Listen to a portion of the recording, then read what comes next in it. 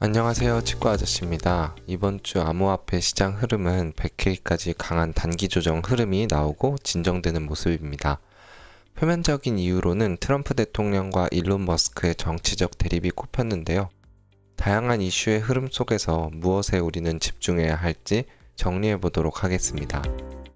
이번 주는 물가지표가 발표되는 주간을 보낼 예정이며 대표적인 하드 데이터인 소비자 물가지수와 더불어 인플레이션에 대한 사람들의 전망을 담은 소프트 데이터인 미시간대 인플레이션 기대치도 발표될 예정입니다. 이슈와 지표 측면에서 지속적으로 강조드리고 있는 것은 시장에 영향을 미칠 가장 중요한 진짜 주인공은 현재 9월로 예상되고 있는 금리 인하라는 것입니다.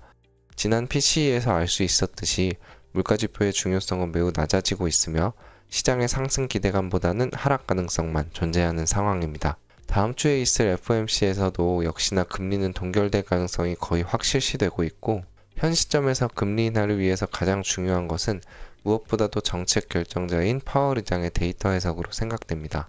다만 금리 인하가 무조건 긍정적이라고 판단할 수는 없고, 금리 인하가 가시화되는 시점에 그 이유와 경제 및 시장 상황, 즉 그 배경이 중요한 역할을 할 것으로 생각됩니다. 연준이 데이터의 둔화를 캐치하고 선제적으로 움직일 것이라는 뉘앙스를 준다면 금리 인하에 대한 기대감만으로도 시장에는 상승 동력이 발생할 것입니다. 하지만 연준이 시장의 기대보다 늦은 금리 인하를 단행한다면 이미 시장은 망가져 있거나 혹은 금리 인하로 인한 상승 동력을 잃어버릴 수 있습니다. 어쩔 수 없이 하는 금리 인하라는 뉘앙스가 시장에 퍼진다면 금리 인하는 호재로 작용하기 어렵기 때문입니다. 시장이 기대하는 시점에 대한 힌트가 될 수 있는 것은 미국의 3개월 상호관세 유예로 생각됩니다. 이 유예 조치는 4월 2일 상호관세가 전면 적용되기 시작한 일주일 뒤 4월 10일에 발표되었기 때문에 7월 10일경에 다시 그야말로 미친 수준의 상호관세가 다시 발효될 예정입니다. 만약 이 시점까지 경기와 고용 데이터가 계속 양호하고 관세 협상이 이루어지지 않고 파월 의장 역시 금리 인하에 대해 미지근한 반응을 보인 채 지나간다면 금리 인하에 대한 상승 동력이 많이 사라지며 새로운 국면을 마주할 수도 있겠습니다. 때문에 7월 10일까지는 경기와 고용 데이터의 흐름, 파월 의장의 스탠스, 관세 협상 진전 여부를 집중해야 해서 살펴야 할 것으로 생각됩니다.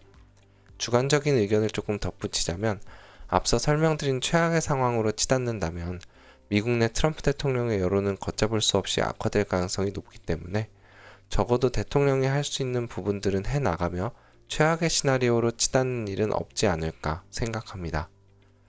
정리하자면 이번 주를 포함하여 7월 10일까지는 경기와 고용지표의 흐름과 더불어 파월 의장의 스탠스, 그리고 관세 협상의 진전의 급격한 변화, 그리고 금리 인하의 시점에 대한 가시화가 이루어질 가능성이 높을 것으로 생각됩니다.